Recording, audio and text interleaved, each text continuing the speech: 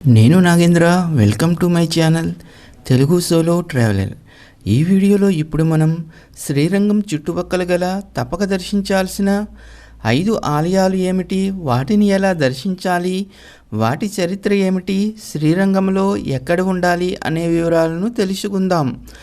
మన శ్రీరంగం యాత్రలో భాగంగా మనం దర్శించబోయే ఆలయాలు వచ్చి శ్రీరంగంలోని రంగనాథ స్వామివారి ఆలయం, రామానుజుల వారి శరీరం ఉండే ఆలయం, పంచభూత లింగాల జలలింగం అయిన జంబుకేశ్వరం, 2000 సంవత్సరాల చరిత్ర గల 5 వర్ణాలతో స్వామివారు కనిపించే పంచవర్ణ స్వామివారి ఆలయం, ఇక్కడ సైకిల్ తొక్కుతున్న వ్యక్తి, టైం మిషన్తో ఉండే ఋషి, ఏనుగును చంపుతున్న కోడిని మనం చూడవచ్చు.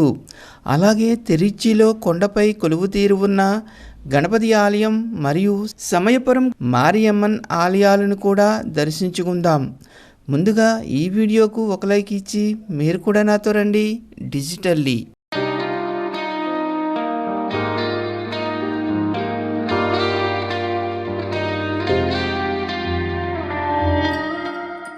ఇప్పుడు మనం శ్రీరంగం క్షేత్రంలో ఉన్నాము. శ్రీరంగనాథుని ఆలయం తమిళనాడు రాష్ట్రంలోని తిరుచిరాపల్లికి సమీపంలో ఉన్న శ్రీరంగంలో ఉంటుంది. ఈ గుడిని తిరువరంగం అని కూడా పిలుస్తారు. ఈ ఆలయంలో ప్రధాన దైవం విష్ణువు. ఈ ఆలయాన్ని ప్రాచీన తమిళ నిర్మాణ శైలిలో నిర్మించారు. ఈ క్షేత్రాన్ని విష్ణువుకు ప్రీతికరమైన 108 దివ్య దేశాలలో ఒకటిగా పరిగణిస్తారు. ఈ ఆలయం కావేరీ నదిలోని ఒక ద్వీపంలో ఉంటుంది. శ్రీరంగంలోని శ్రీరంగనాథుని ఆలయం ప్రపంచంలోని అతిపెద్ద హిందూ ఆలయంగా పేరు పొందింది. శ్రీరంగం సమీప పట్టణమైన తిరుచిరాపల్లి నుండి దాదాపుగా 9 కిలోమీటర్ల దూరంలో ఉంటుంది. శ్రీరంగంలో రైల్వే స్టేషన్ ఉంది. సమీప బస్ స్టాండ్ తిరుచిరాపల్లి. తమిళనాడులోని ముఖ్యమైన పట్టణాల నుండి, తిరుపతి నుండి కూడా తిరుచిరాపల్లికి బస్సు సౌకర్యం ఉంది. తిరుచిరాపల్లి బస్ స్టాండ్ బయటకు వచ్చాక రహదారిని ఆనుకొని మరొక లోకల్ బస్ స్టాప్ ఉంటుంది. ఇక్కడ నుండి శ్రీరంగం వెళ్ళడానికి బస్సులు అందుబాటులో ఉంటాయి. ఈ బస్ స్టాప్ నుండి 1వ నెంబర్ బస్సులు మరియు మరికొన్ని బస్సులు శ్రీరంగం వైపు వెళతాయి. బస్ స్టాప్లో ఏ బస్ కండక్టర్ను అడిగినా ఏ బస్ ఎక్కాలో చెబుతారు. తిరుచిరాపల్లి నుండి శ్రీరంగానికి టికెట్ ప్రైస్ 11 రూపాయలు. దాదాపుగా ఒక 45 నిమిషాల ప్రయాణం తర్వాత మన బస్ శ్రీరంగంలోని రంగనాథ స్వామివారి ఆలయం దక్షిణ రాజగోపురం సమీపంలో ఆగుతుంది. శ్రీరంగంలో స్టే చేయడానికి చాలా హోటల్స్ అందుబాటులో ఉంటాయి. దేవస్థానం రూమ్స్ కూడా ఉన్నాయి. వీటిని ఆన్లైన్లో బుక్ చేసుకోవాలి. సింగిల్గా వెళ్ళే వారికి దేవస్థానం రూమ్స్ ఇవ్వరు. అందువల్ల నేను దేవస్థానం రాజగోపురానికి సమీపంలో ఉన్న ఈ హోటల్లో రూమ్ తీసుకున్నాను. మన రూమ్ ఇలా ఉంటుంది. మన హోటల్ నుండి రంగనాథ స్వామి వారి ప్రధాన రాజగోపురం ఈ విధంగా కనిపిస్తూ ఉంటుంది. ఇక దేవస్థానం రూమ్స్ శ్రీరంగనాథుని ఆలయం నుండి దాదాపుగా 1.5 కిలోమీటర్ దూరంలో ఉంటాయి. శ్రీరంగంలో ఆలయానికి సమీపంలో వసతికి ఎలాంటి ఇబ్బంది ఉండదు. రూమ్ ఒకసారి చెక్ చేసుకుని తీసుకోండి. నేను మరునాడు ఉదయం రంగనాథ స్వామివారి ఆలయ దర్శనానికి వెళుతున్నాను. ఈ గోపురం ఎత్తు 237 అడుగులు. దీనిని 11 అంతస్తులలో నిర్మించారు. ఈ గోపురంలో కూడా రంగనాథ స్వామివారు ఉన్నారు. మీరు దర్శించుకోండి. ఇప్పుడు మనం స్వామివారి దర్శనానికి వెళదాం రండి. రాజగోపురానికి ఎదుట కూడా చాలా షాప్స్ వచ్చేయడం వల్ల గోపురం ఎంట్రన్స్ సరిగా కనబడటం లేదు. ఆలయంలో స్వామివారికి సమర్పించడానికి తులసి మాలలను ఎక్కువగా అమ్ముతూ ఉంటారు. ఈ గోపురం ద్వారాల నుండి వాహనాలు కూడా వెళుతుంటాయి. రాజగోపురంలో ఇరువైపులా 2 దేవతా సన్నిధులు ఉంటాయి. దర్శించుకోండి. ఇది వచ్చి తూర్పు రాజగోపురం వెనక వైపు వ్యూ ఇలా ఉంటుంది. గోపురం పైన చంద్రుడు ఉన్నాడు. ఇక్కడ ఏవో దుంపలు అమ్ముతూ ఉన్నారు.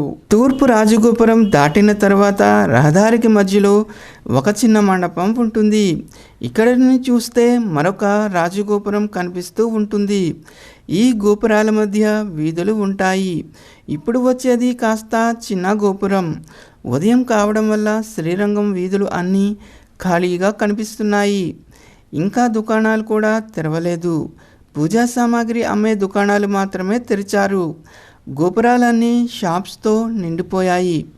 ఇక్కడ మరొక వీధి ఉంది.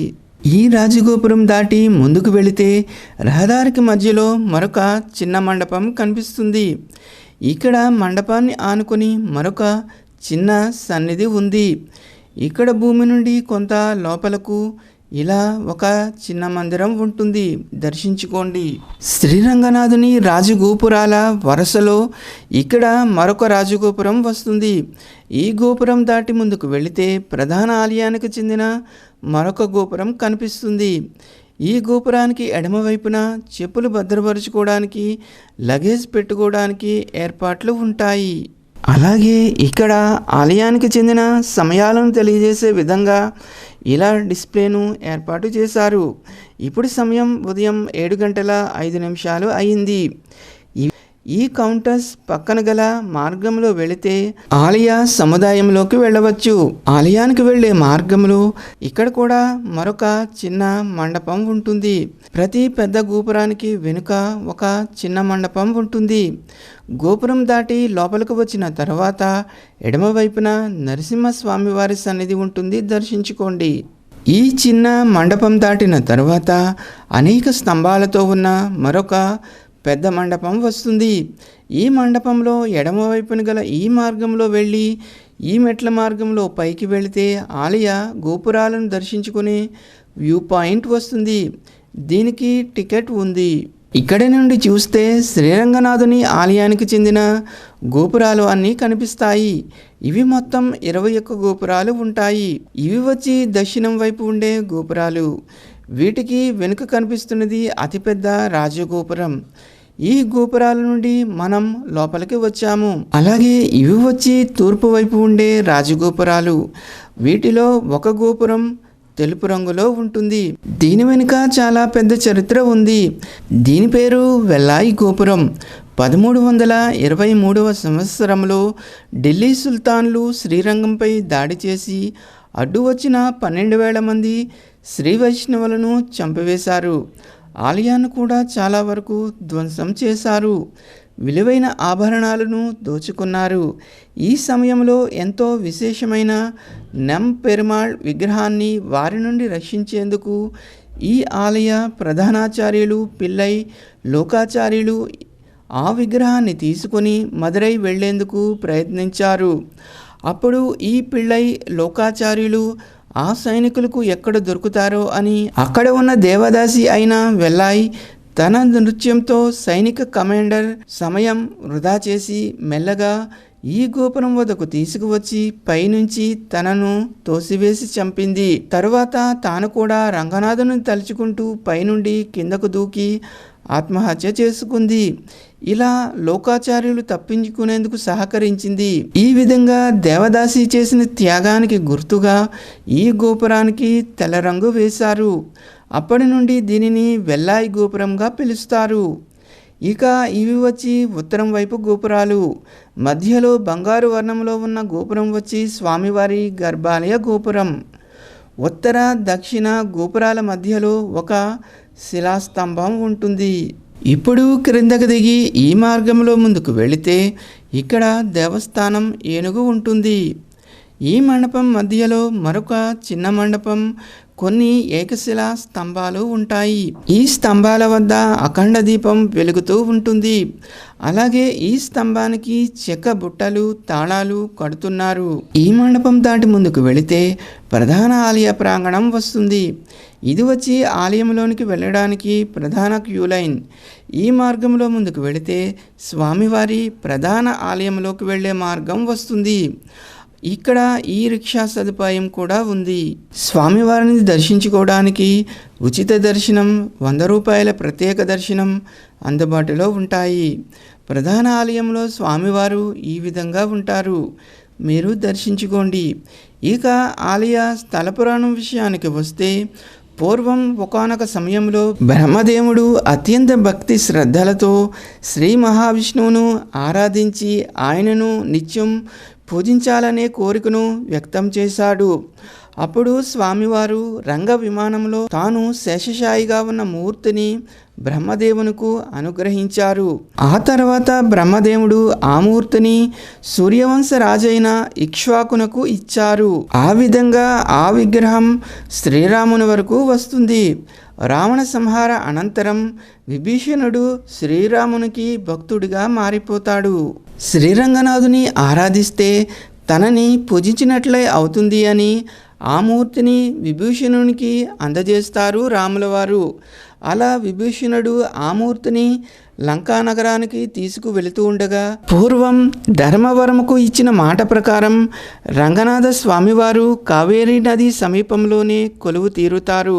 ఆ మూర్తిని లంకా నగరానికి తీసుకువెళ్ళలేక విభీషణుడు బాధపడుతుంటే, రాత్రి సమయంలో తనను పూజించే అవకాశం విభీషణుడికి ఇస్తారు.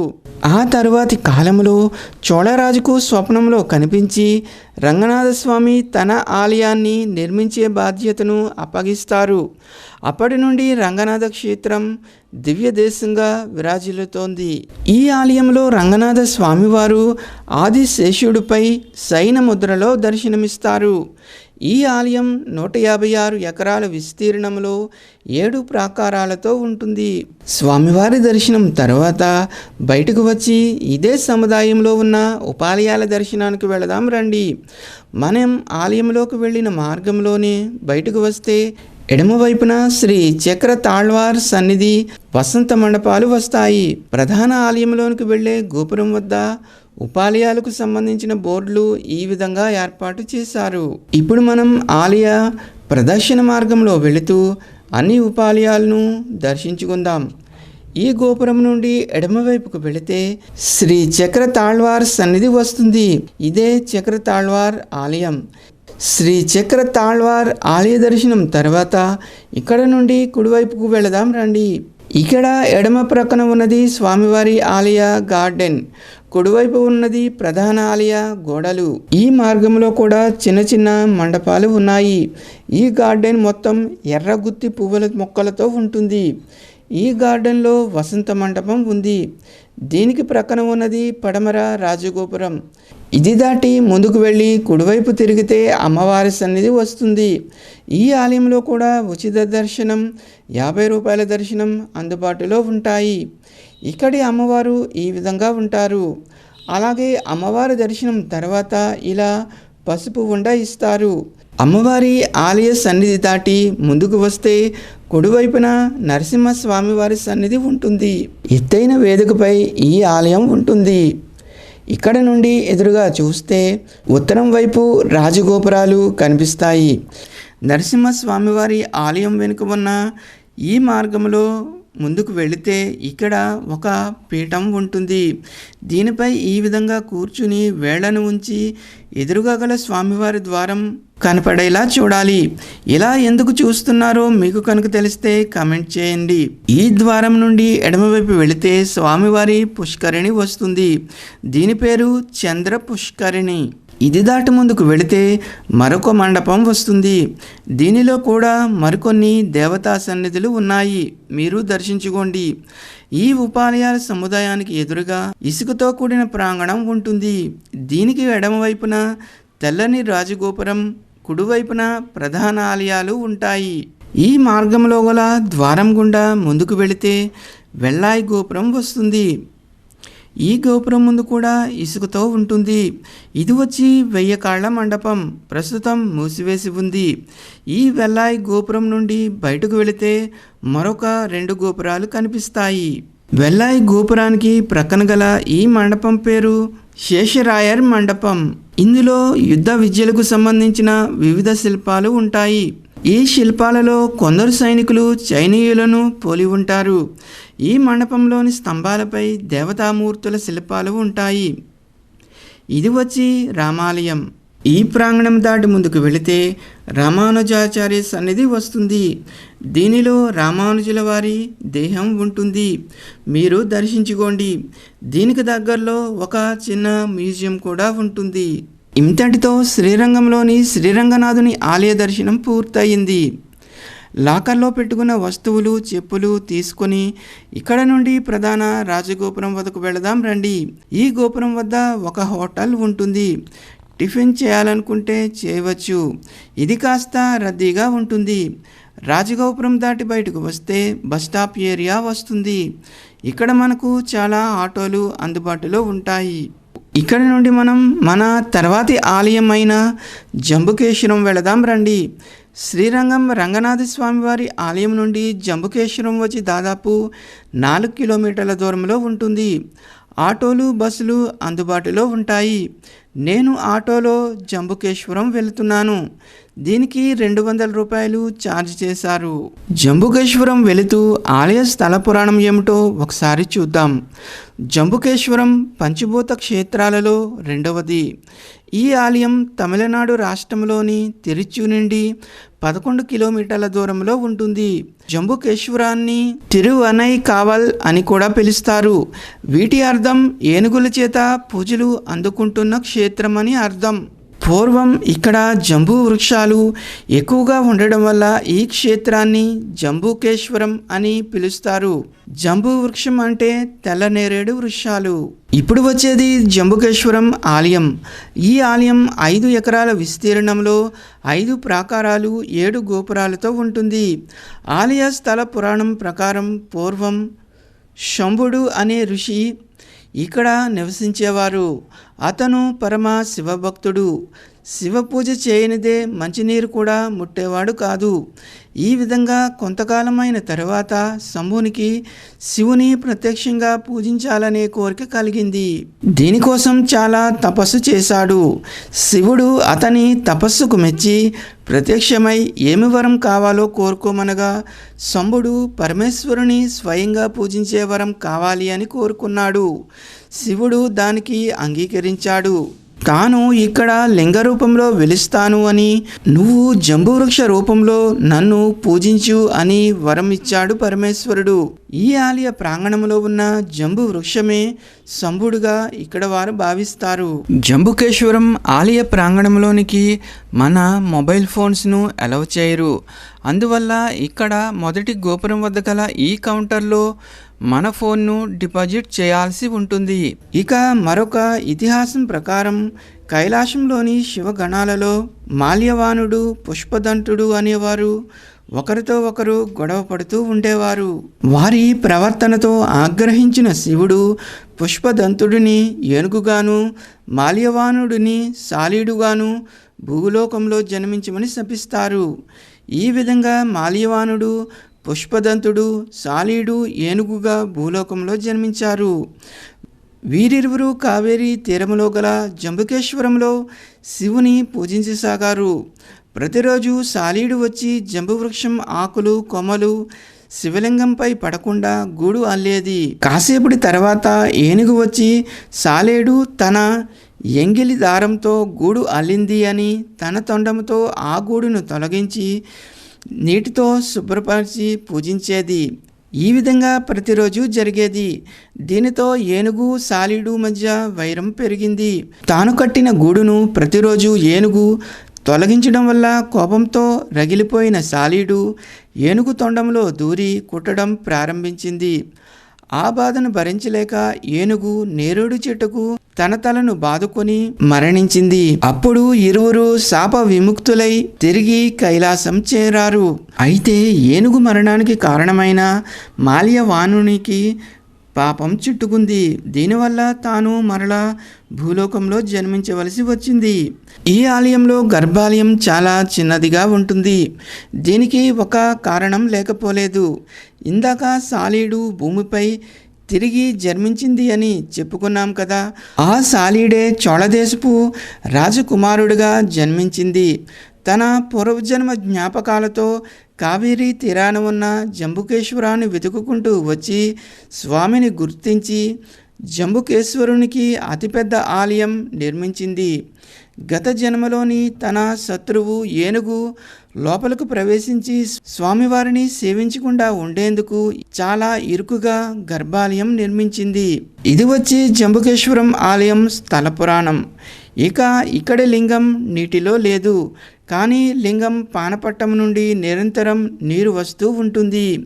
ఇక్కడి స్వామివారి పేరు జంబుకేశ్వరుడు, అమ్మవారి పేరు అఖిలాండేశ్వరి.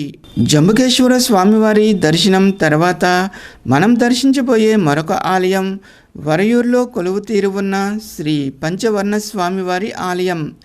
ఈ ఆలయం జంబుకేశ్వరం నుండి దాదాపు 6 కిలోమీటర్ల దూరంలో ఉంటుంది.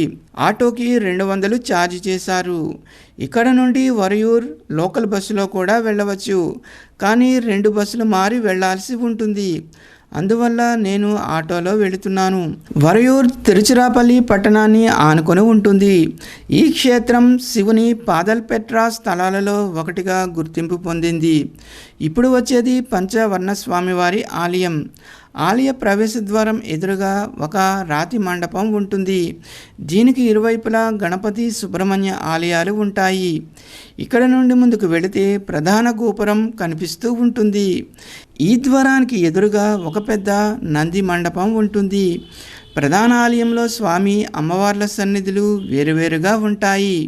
అలాగే ప్రధాన ఆలయం చుట్టూ స్తంభాలతో కూడిన మండపాలు ఉంటాయి.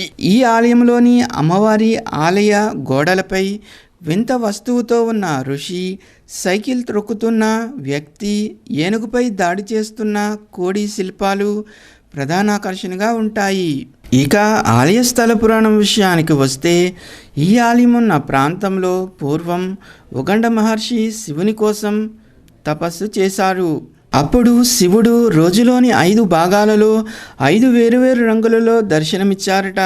పంచవర్ణ స్వామివారి దర్శనం తర్వాత మనం దర్శించబోయే మరొక ఆలయం తిరుచిరాపల్లిలో కొలువు తీరి ఉన్న ఉచ్చిపిల్లియార్ స్వామివారి ఆలయం. ఈ ఆలయం వరయూరు నుండి దాదాపుగా 5 కిలోమీటర్ల దూరంలో ఉంటుంది.